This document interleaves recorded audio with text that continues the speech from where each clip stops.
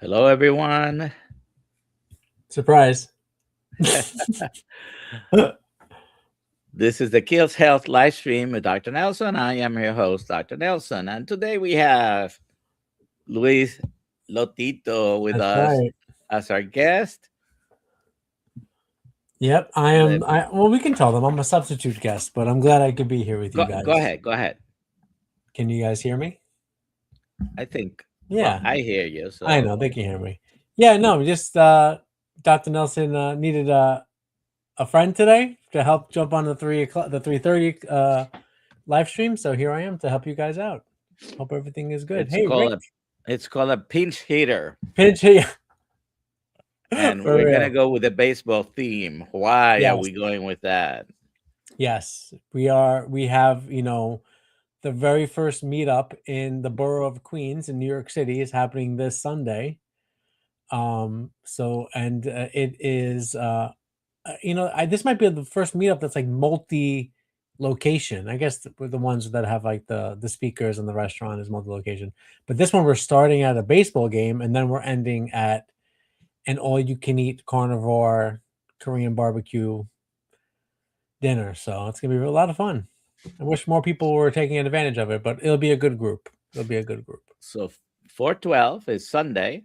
Yes. I am a baseball fan. Yeah. Lewis is a baseball fan, Yeah. and we're going to be watching the Mets. But we want to share with people. We already have, I believe, 12 Yes. that have confirmed, but you're still in time. We do have a few extra tickets, Yes. and it's going to include a ticket to go and see the ball game. Mm-hmm. It's going to include a T-shirt. Oh, you have the T-shirts there, Louis? I happen to get the delivery right now. These are still in the bag. All right. There you go. So It says a steak a day take keeps a the day doctor. keeps the doctor away. Yeah. Well, it's not going to keep this doctor away, but Other we'll be happy. doctors. Your And doctor.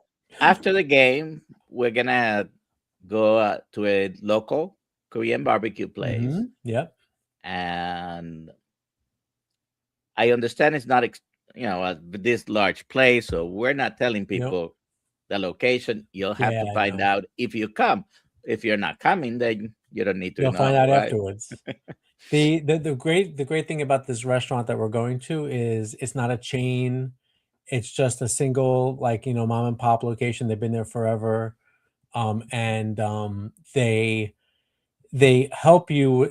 Korean barbecue is very famous with you cook yourself on the grill in front of you, or if you're going to hot pot in the broth or in the water.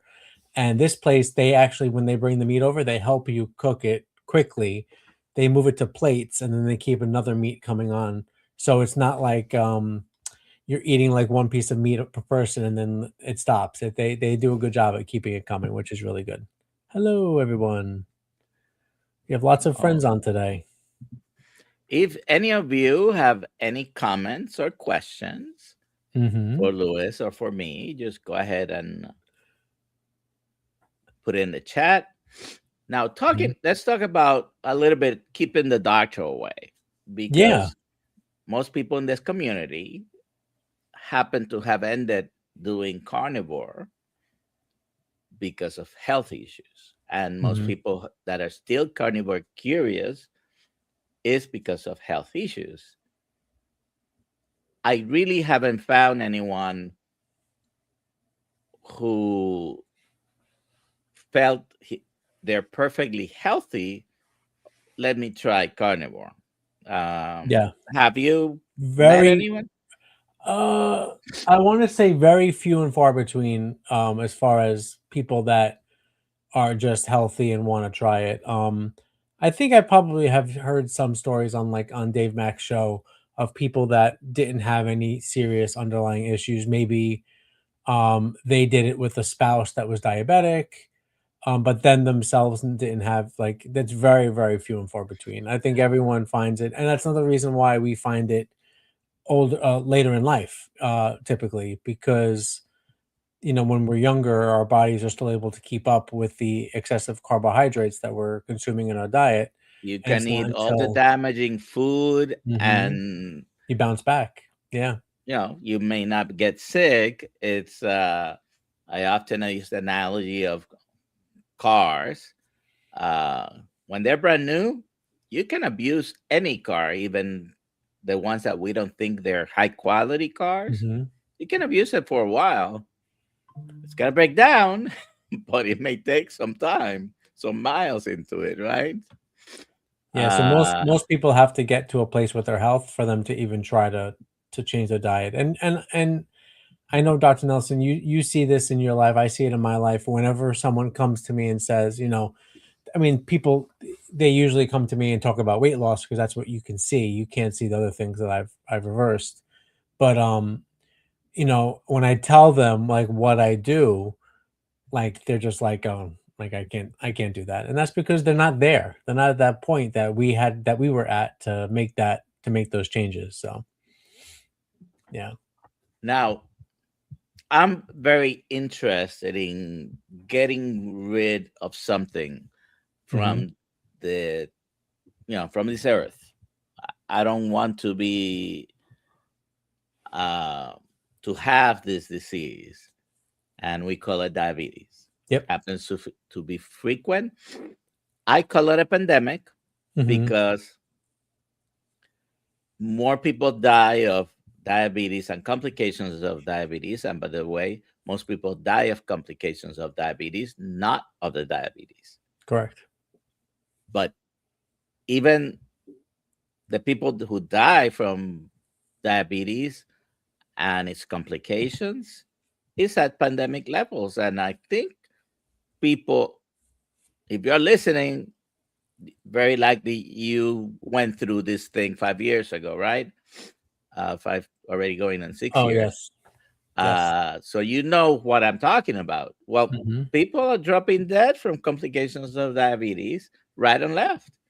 We just don't pay much attention to it because it's so common, right? And it also is slow, and other illnesses, other pandemics, it was happened much faster. People got sick and they would pass away much faster. So the fact that it's slow, just like eating the poison food that we eat, it Yeah. kills us slowly. That's another reason why people cannot notice it. And, oh, what did he die of? Oh, well, he had a heart attack. Well, guess what? The heart attack was most likely due to diabetes. Right. Oh, he had a stroke. Stroke was most likely due to Hmm. diabetes. Oh, he had renal failure and he Hmm. was end stage.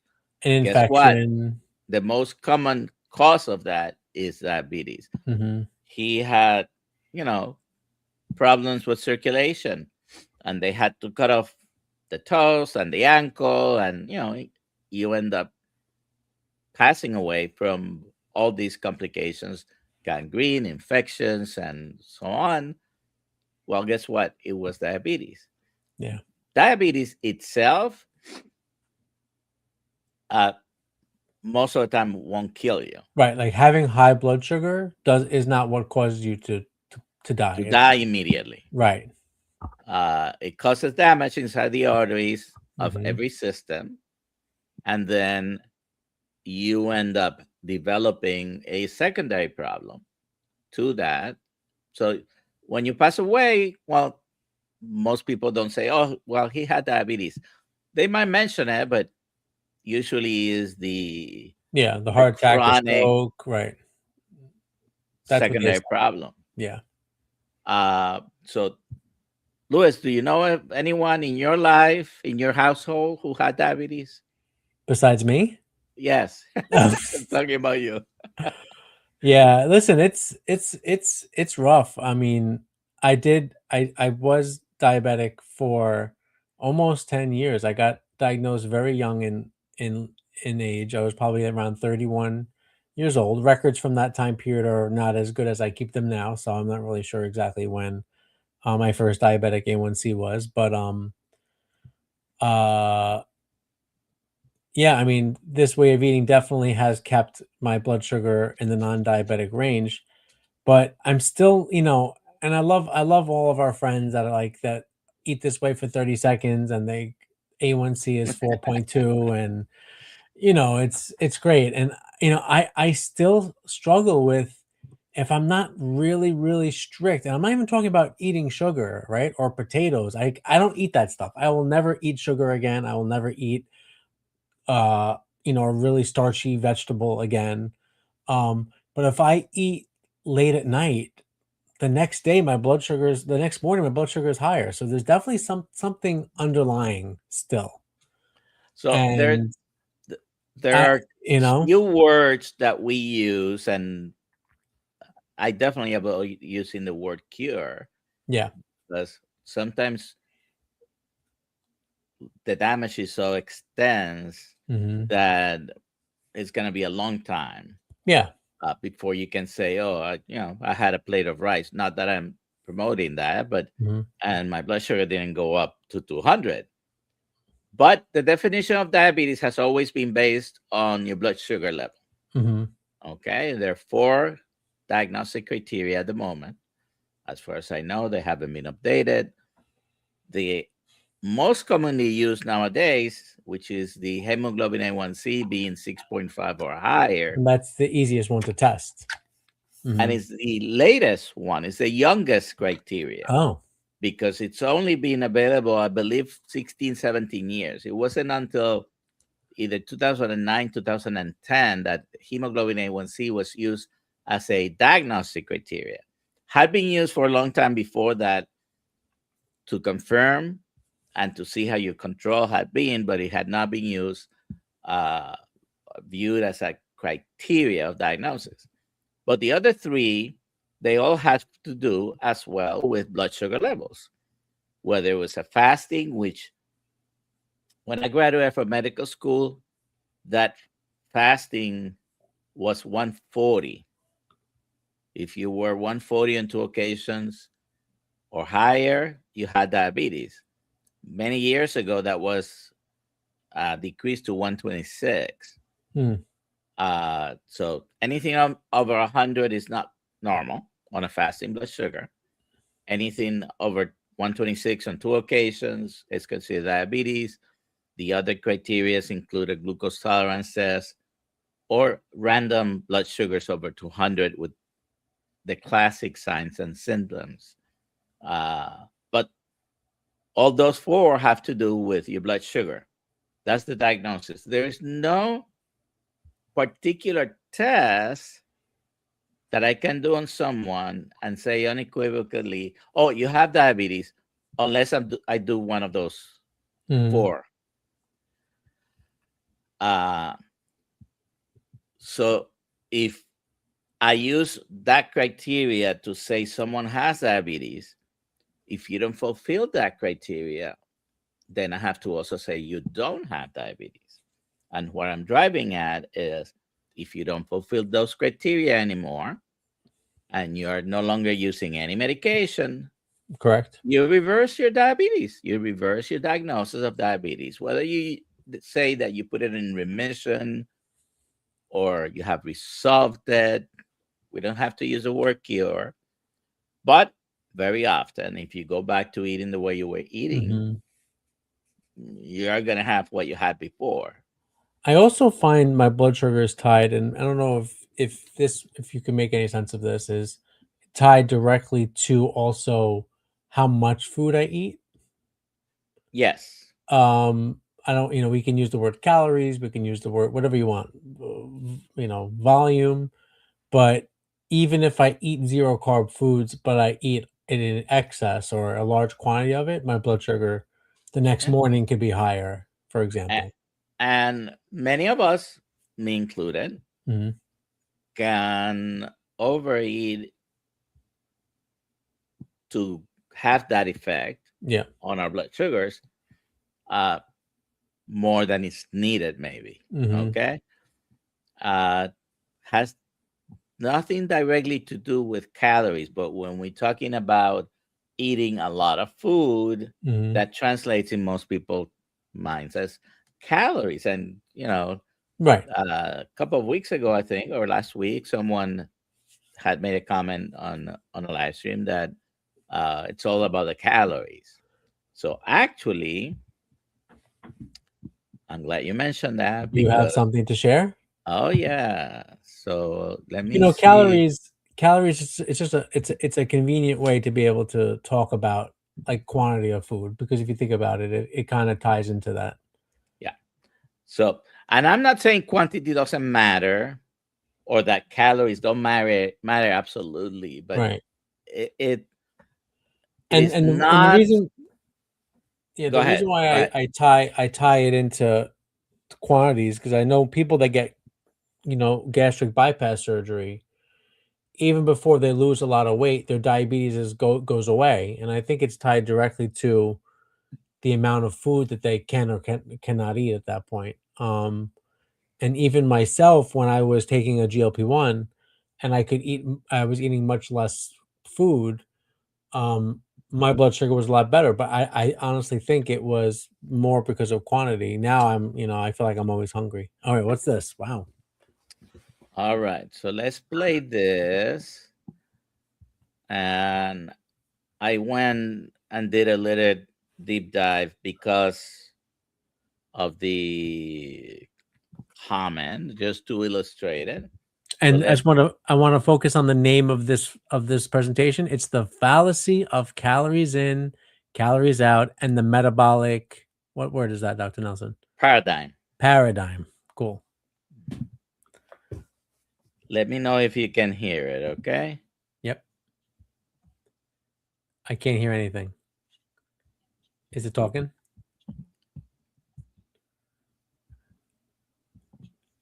Still can't hear it. Okay. Hold on. Yeah, we'll try again. And look, it looks cool though.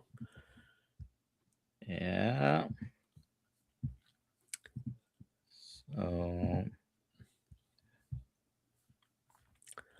Lots of friends are on I today. am Hello. sharing the audio. I didn't hear it. Can you guys hear it in on YouTube in the chat?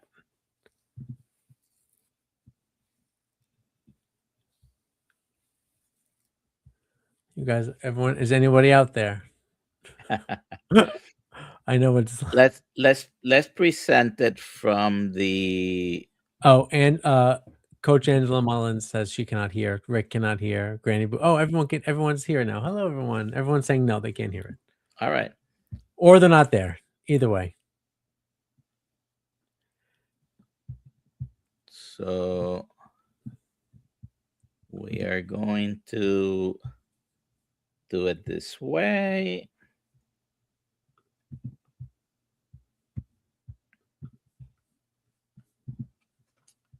I was gonna load it on the StreamYard, but I had not had time. So I'm gonna play it from Sure. the web directly, and I'm sharing the audio, so hopefully. But yeah, you should. You do this all the time. It should work. All right, Sandy, we're gonna get it going. Thanks everyone for the feedback. A closed container, I hear it. burning fuel to produce work. The foundation of this model is the calorie. In 1825, physicists defined a kilocalorie strictly as the amount. Let's start it. For almost a century, weight loss advice has relied on a single assumption: energy in minus energy out. This model treats the human body like a 19th century steam engine, a closed container burning fuel to produce work. The foundation of this model is the calorie.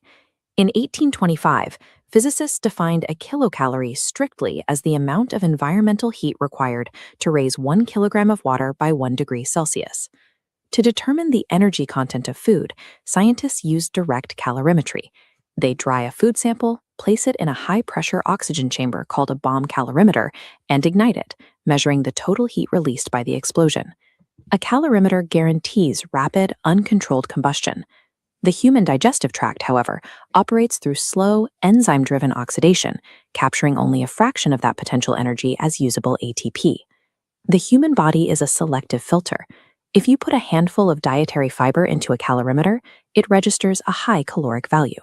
If you eat that same fiber, you lack the cellulase enzymes required to break it down, and the energy is simply excreted. We are complex biological filters, not sealed incinerators. Applying static thermal equations to human digestion ignores the mechanical reality of human physiology. Processing different macronutrients carries specific biological costs, a mechanism known as the thermic effect of food. Protein requires significant energy for deamination and urea synthesis, meaning its net yield is consistently lower than its gross chemical potential. As an open biological system, the body actively adjusts its thermodynamic efficiency. When converting protein to glucose or relying on ketone production, the body dissipates excess energy as heat. While calories measure potential heat in a lab, the body interprets food as chemical information. Every nutrient you ingest delivers a precise set of instructions to your endocrine system. Food acts as the code that dictates how your body partitions, stores, and utilizes metabolic fuels. One set of chemical instructions tells the pancreas to drive energy into fat cells, lipogenesis. Another set of instructions signals the brain to terminate a meal and pulls energy out of storage, lipolysis. You can eat 2 meals with identical caloric values, but if one meal triggers a storage cascade and the other triggers a satiety cascade, your biological outcomes will diverge. Weight management fails when we focus exclusively on counting units of heat while ignoring the hormonal instructions those units deliver to the organs. This chart compares 160 calories of ultra-processed snacks to a 231-calorie whole food. The cookies deliver 25 grams of refined carbs, including 14 grams of sucrose and high fructose corn syrup, plus omega-6 oils. This fructose bypasses systemic circulation, going directly to the liver, avoiding metabolic checks. The liver converts this unbuffered fructose directly into lipid droplets through de novo lipogenesis. This fat accumulation inside the liver is a primary driver of systemic insulin resistance. Simultaneously, the refined flour and glucose trigger a massive surge of insulin from the pancreas to clear the sudden spike in blood sugar. Insulin acts as a biological one-way valve for your adipose tissue. It promotes the uptake of fatty acids into fat cells for storage. While insulin levels remain elevated, lipolysis is chemically inhibited. Your existing fat stores are effectively partitioned away from metabolic use. Because the fat cells are restricted, the brain detects a drop in available circulating fuel. The body enters a state of internal starvation, despite carrying energy reserves. This rapid clearance of blood sugar causes reactive hypoglycemia. The subsequent crash triggers a severe rebound in ghrelin, driving intense hunger within 90 minutes of the original meal. These 160 calories actively engineer fat storage and systemic starvation. When the body signals a survival-level fuel shortage, the biological drive for energy consistently overrides conscious efforts at portion control. Now look at the right side of the chart. 3 large eggs provide 231 calories, delivering 18 grams of protein and healthy fats. This causes almost zero insulin response, keeping the biological valve open for lipolysis. Digestion then stimulates satiety hormones like CCK and GLP-1. These hormones physically slow gastric emptying and send a sustained signal to the brain that the organism is fully nourished. The eggs also deliver essential micronutrients like choline, which the liver requires to package and export fat, helping to resolve liver fat accumulation. Clinical trials demonstrate that this specific hormonal profile results in a spontaneous reduction of total intake for the next 24 to 36 hours. By prioritizing chemical information over caloric math, a higher caloric load naturally resolves weight issues. The nutrients suppress hunger and prioritize the burning of stored fat. Mainstream dietitians frequently argue that a static caloric deficit is the only requirement for weight loss. This advice ignores adaptive thermogenesis. When energy intake is restricted without addressing high insulin levels, the body perceives the deficit as pseudo-starvation and defends homeostasis. The body systematically downregulates non-essential physiological processes. Studies on participants of The Biggest Loser showed that 6 years later, their basal metabolic rates remained significantly lower than predicted for their body size. As fat cells shrink under forced starvation, leptin plummets. Simultaneously, active thyroid hormone decreases, slowing down cellular metabolism to conserve heat and energy. This hormonal shift effectively lowers the body's baseline energy expenditure to match the restricted intake, nullifying the intended mathematical deficit. If you attempt to starve a chemically restricted fat cell, the body will sacrifice its metabolic rate to survive, leading to the high failure rates seen in long-term studies. This chart shows the shift for health coaching. Success requires shifting focus away from total body weight, directing it towards insulin sensitivity and liver health. This means abandoning caloric density and instead evaluating meals strictly by their nutrient density and glycemic load. The first clinical step is to eliminate liquid fructose and ultra-processed sugars. Halting de novo lipogenesis is required to heal a fatty liver. The second step is to eliminate chronic snacking. Creating defined windows between meals allows baseline insulin levels to fall, which allows the body to access stored lipids for fuel.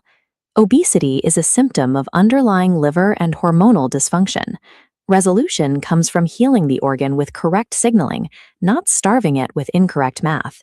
A coach's primary role is to manipulate the exposome, the environmental and dietary factors that dictate either disease or metabolic health. Choosing species-appropriate food provides the body with the exact genetic information it needs to regulate its own energy stores. When clients hit a plateau, further caloric restriction is counterproductive. The solution is a closer examination of the hormonal signaling generated by their food quality. A caloric deficit is a retrospective description of what happens after the hormonal environment allows weight loss to occur. Weight loss is the side effect of a healthy metabolism. And a healthy metabolism is built by respecting biological signals, not thermal math.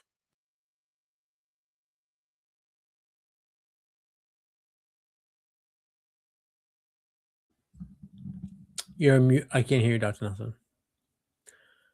Trying to avoid my dog bark coming through. You can lose weight with many different diets, and we've seen them throughout the years. But are they conducive to long-term maintenance of that weight? Probably not. The most famous experiment, I guess, for 70 years has been the calorie restriction promoted by Weight Watchers. Yeah. The long-term study right there. How successful was that? That now they had to buy a company that prescribes GLP-1 so you can continue being under the Weight Watchers system. Umbrella. Yeah. My biggest takeaway from that new video you made, which was really good, was at the very start of it, the picture of the bomb calorimeter. Mm-hmm. And I think if you were to show that to people that are preaching calories in, calories out, it is so obvious that that's not how our bodies are, and especially about how controlled that environment is, right? How our bodies are not like that. It's just, it's and so it's much not a more closed complicated. system, so there are many factors that contribute. Yes, your level of activity and the amount of food you eat have something to do with it, but also the hormonal milieu is important. The nutritional value of the foods that you're eating, because when you eat fatty meat, you get satiated so much quicker, and you naturally eventually lower the amount of food that you eat. And yes, some people will still argue, yeah, but you still went to the calories in, calories out, basically, because you were eating less. Well, no, you were eating less because your body isn't getting nourished and completely satiated with the fatty meat. Mm-hmm.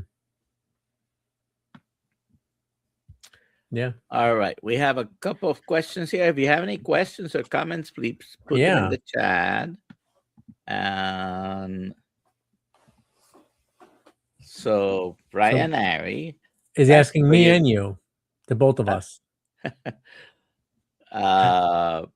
Thank you for your contributions, by the way. He frequently asks questions. This is to both of you. What do you do for exercise And do you sauna, cold plunge? So I'll say that my exercise is more seasonal. I like to do a lot of things outdoors, whether it be riding my bike or going for walks, stuff like that. I really dislike weight training. I really should do it. I know. And my wife is the exact opposite. She loves weight training. She goes to the gym and all that stuff. Um, I know more muscle would help with my blood sugar control. So it's one of those, things I'm in, torn in the middle there. But so right now, as we exit winter, I really I'm not doing a lot of exercise, but that will be increasing as it gets warmer outside. And again, like I said, I ride my bike almost every day, like 10 miles when it's warmer out, and just like going for walks after meals, stuff like that. And cold plunge or sauna. So I don't do sauna. I don't have a sauna. If I ever do have access to that stuff, whether like I'm on vacation somewhere, I do take advantage of it.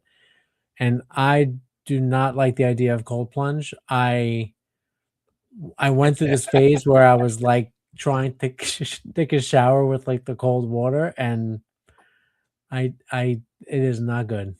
I'm not about that. How about you, Dr. Nelson?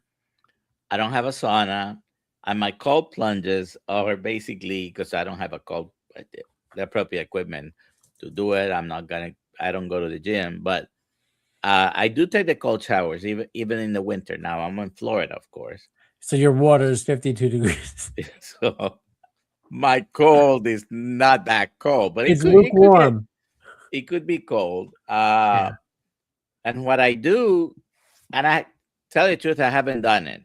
So in general, and I say this usually in our meetings in more private situations, I don't do hormetic stress, right? I've been married for 42 years. That's right. All right. So seriously, Good question. yeah, if I take a hot shower, then finish with a cold shower, and it takes me about 3 minutes to start trembling. That's when I know, okay, you know, it did its job. But I've never put myself into a little pool of ice and water. No.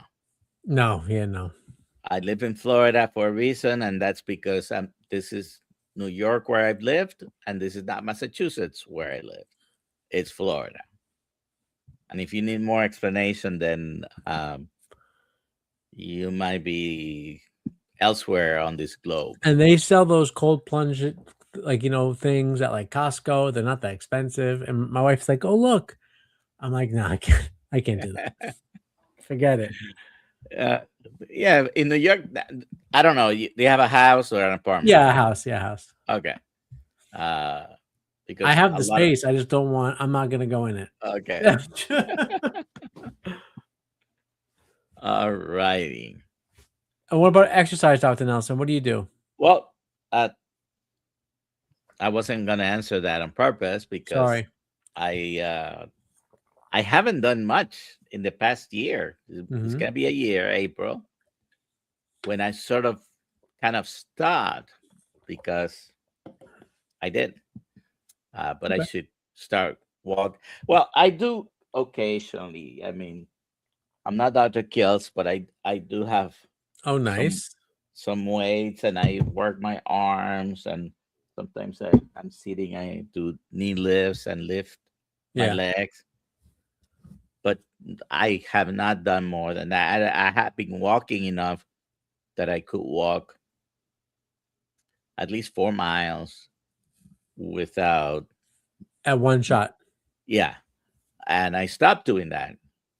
It kind of all of a sudden I haven't it's been a year because it was last April. Okay. Should I do it? Yeah, I should do Yes. it. No, I hear you. All right. We do have another question. This is not a question. I brought it up because it's a comment from Uncle Charlie. Testimony. So my A1C was 18. Now it's 5. His blood sugar was over 800. Now I don't 58 know. hospital, 14 days. Now 58, I guess. Hospital 14 days. Doctor said insulin metformin for life. She was wrong. He was 325 Yeah, pounds. Now he's 180. He amazing. built a cold plunge, 40 degrees, water, 3 minutes a day. 3 minutes. So it takes, almost regardless of the temperature, it takes about 3 minutes for your body to register, and you probably will know by the What do you time you mean start. register? What do you mean 3 minutes Well, for your body to register? okay, You mean 3 minutes before I die?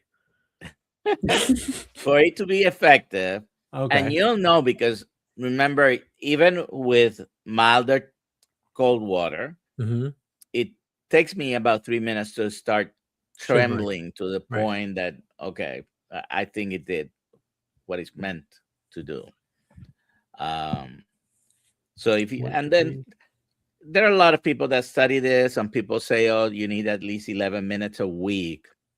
I don't know why they come up with these numbers, really, but 11 if minutes just added up or at one time? 11 minutes a week Total. total, but you can probably not do just a couple of minutes every day, even though that will be 14. 2 minutes might not give you the one session results that you're looking for. Mm-hmm. Okay, so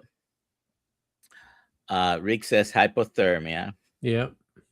By the way, congratulations, Uncle Charlie. I'm always Yeah. amazed. Amazing testimony. Yeah, yeah. So if you have any other comments or questions, let us know. That's Rick, right. do you do any cold plunges? Yeah,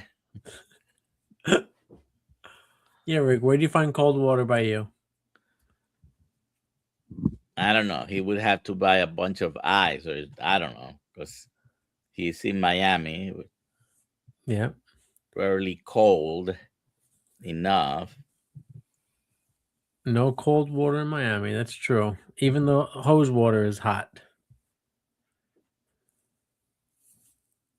It's true. So Dr. Nelson, during your video that you played that you created, it talked about when we eat low carbohydrate, low glycemic foods, how it affects the hormones. Um is it possible that those hormones don't work well in some people's bodies? That keeps them hungrier, or like, so many So people talk about, oh, I undereat on carnivore, and I've never had that problem. I don't know. I don't think you have either. no, I don't undereat carnivore. Me either. So, and I've mentioned this before, but Yeah. my father taught me about leptin. Yes, you did say this. He had no idea what leptin was. He never mentioned the word, but he always said that some people have that little bell in their brain that said, "Tee-lee-lee-lee, you're full," right? So I always had trouble telling when I was full. So I would overeat because by the time I realized I ate too much, if the food was available, Mm-hmm. uh, it would be just too late. There is a lag between the time that your hormones start telling your brain that you're full. That's why many people do advise that you eat slowly, as slow as you can, because when you eat like you're in a hurry, very often you're going to end up overeating, right? So if you eat slowly, chew your food well, you're going to be able to tell when you are full quicker in Mm-hmm. relation to the amount of food you ate and the delay of time and all these things.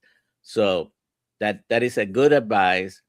Eat slowly, take your time, enjoy what you're eating, and when you feel that you're full, it's time to push things away. Mm-hmm. The other thing people advise, if you know you have a problem with eating too much, and I don't know, I credit that to my parents being children of the Depression, and it was always eat everything in your On your plate, plate. right? Uh, so the advice from some people is fill your plate to what you know you're probably gonna eat. Don't put any more. Don't overfill Right. your plate. Eat it completely. Wait a few minutes, and if you think you're still hungry, then you can go and have seconds. But don't treat it as a buffet where you're going through the buffet. You're filling up your plate because I don't know, they're gonna charge you every time you go to the Yeah. buffet. I don't know, but that's the way I used to eat before when I went to Golden Corral for lunch, Mm-hmm. or one of these cheap Load it up. buffet places. You load it up, and then before you have a chance to register, if you're full, you're walking through the buffet a second time. So one of the biggest problems is maybe you're eating too much. Not everybody. I'm not saying everybody has the Yeah. same problem, but uh, And maybe. another thing that I have that I'm still learning, and it's amazing every time, is just how we really don't need a lot of food to live. Um, and that's something that's so foreign, sort of foreign. How little we need to really eat to be well, and like watching how Dr. Kiltz eats, for example, is a good example of that, because he is someone that eats, I think, very little, but obviously he's in good shape. So yeah. So we were having dinner together last night. Oh yeah. At the you went to the movie. We went to the cholesterol code Yeah. screening, recommended to anyone. Just find where to watch it. Yep. We're trying to show it in Orlando. If we don't sell enough tickets, it's going to be canceled. Uh, so if you're interested, please go to kiltzmeetup.com, and you can find there the link. Mm-hmm. I'm gonna show here actually what you're gonna see on the website. Where is it posted? Kiltzmeetup.com. So April 6th was yesterday. Oh, I got it. Here it yes. is. April 22nd. Hosted by Dr. Nelson. So you see there are two events: April 12th, Queens, New York meetup, Mm-hmm. and then this date is incorrect. Hasn't been updated. It's actually May 6th. We changed it because we have some tickets sold, but we don't have enough. So instead of canceling, we're gonna try to do it on May 6th. However, we found out last night Dave Feldman was there with us, and he took some Q&A after the movie. Dr. Ovadia, Dr. Boss, Dr. Kiltz, Nice. and How many people were in the theater? Was packed? it was sold out. It was oversold, but there were 70 or 80 of us. Nice. So recommended. And people in this community, if you've been following Dave Feldman, Nick Norwitz, and all the people involved, you probably already know most of the information they presented. But of course, putting it together in a documentary, they did a good job as well. No, I can't wait to see it. So we found out that April 17, you're going to be able to buy it on Amazon. Oh, cool. Oh yeah, I think Karen just put Amazon that in the Video. chat. Yeah, I didn't know that. You're going to be able to buy it. But if we sell enough tickets for the Orlando showing, it says Altamont Springs. If you're familiar with Orlando, Altamont is next to Orlando. It's basically the greater Orlando area. And I'm not going to mention the name. Probably on the YouTube community and the low carb keto community, his name is recognized. He's local to Orlando. And he and his son, who's also a doctor, confirmed that they're going to be there. So I'm trying to put a little bit Q&A together to follow the documentary if it happens. If it doesn't happen, you can always just buy it and see it on Amazon Video. Cool. All right. So this weekend, April 11th, Dr. Kiltz and I will be in Huntington Place, and as well as Louis here. Yeah, I'll be there. Going to be with us.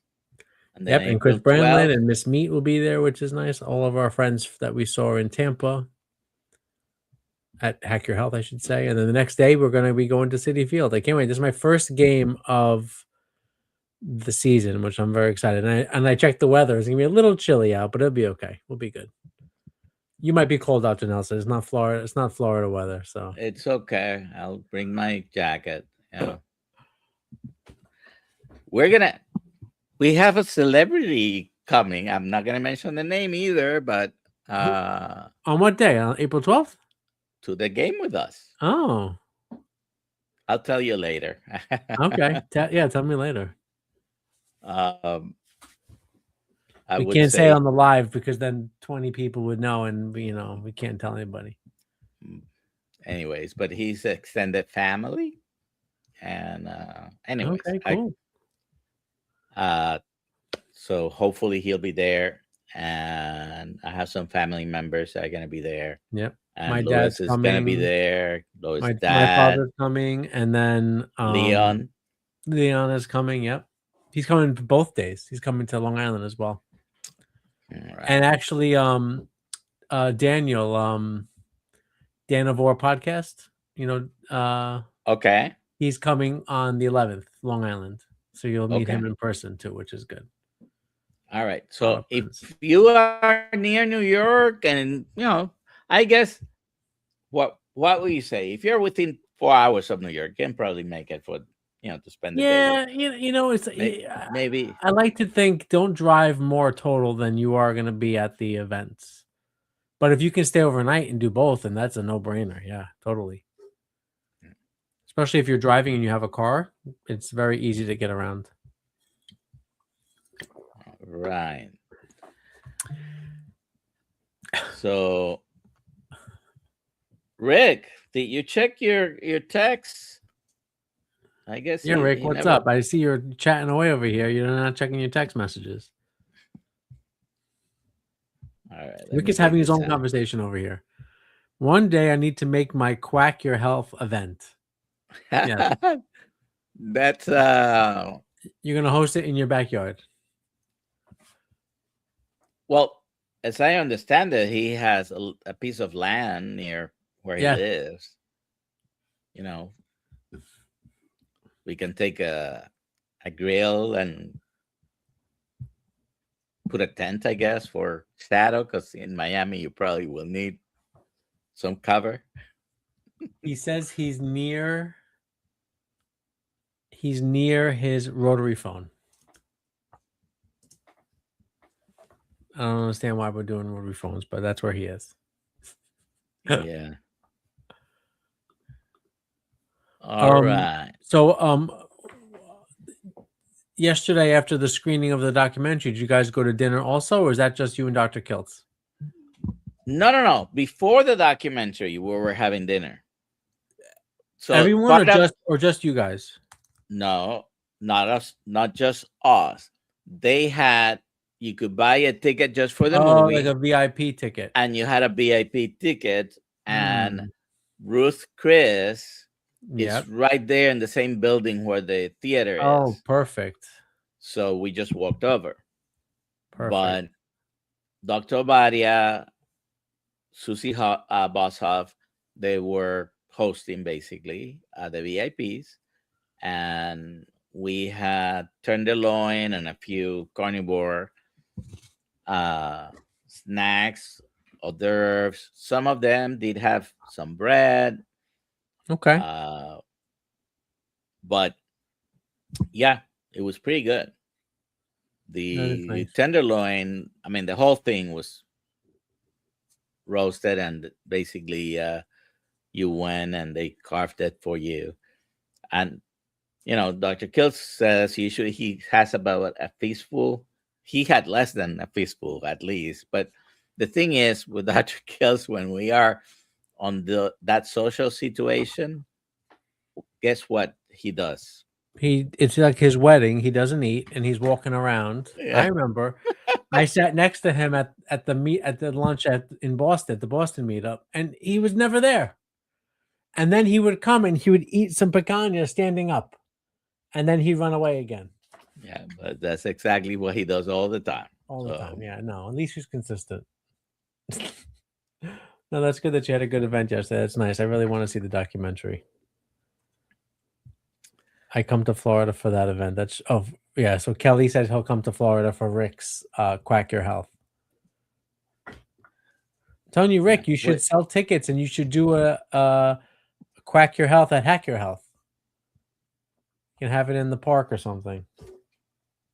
that's a great idea. What will be on the menu? He says it right here: Muscovy duck deep fried.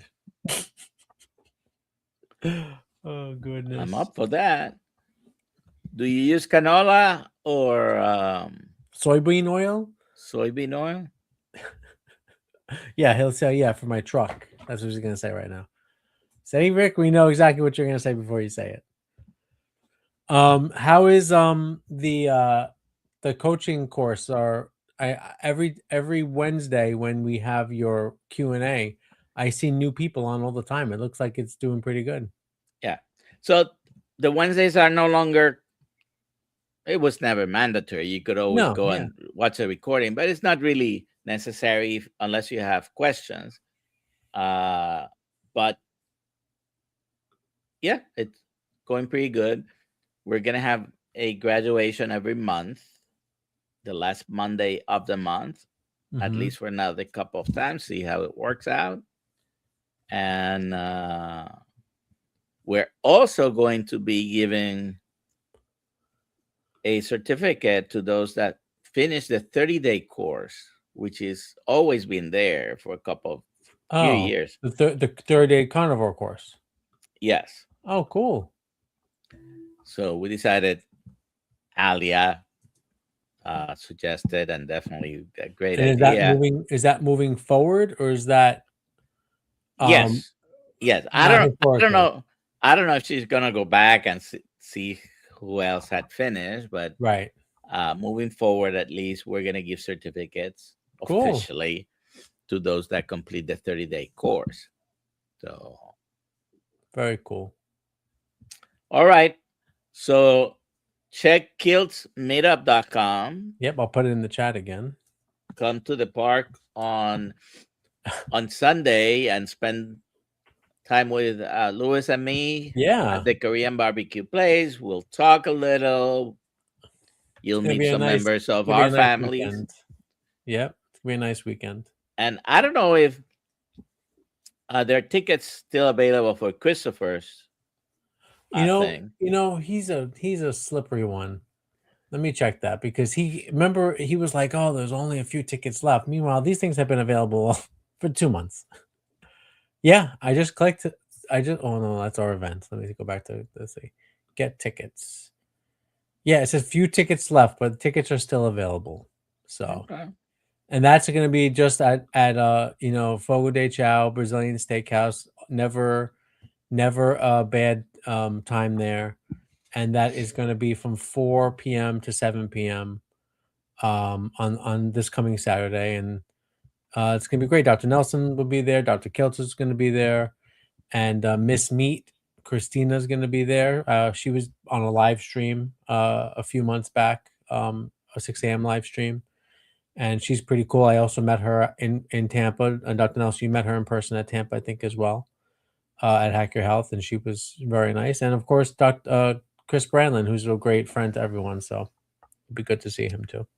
All right. You have a good day. In about an hour, we're gonna be in the community in our Yes. Zoom call, Yep. and we'll see those that are members there. If Yep. you're a member, be there. If you're And if not a you're member, become a member, it's free. Just give your email address. All right, everyone. Have a great night. We'll see you soon. Oh, just free barbecue. yep. Sign me up. Okay. You have a great day. See you later within the community. Okay. Bye, everyone. Have a great day.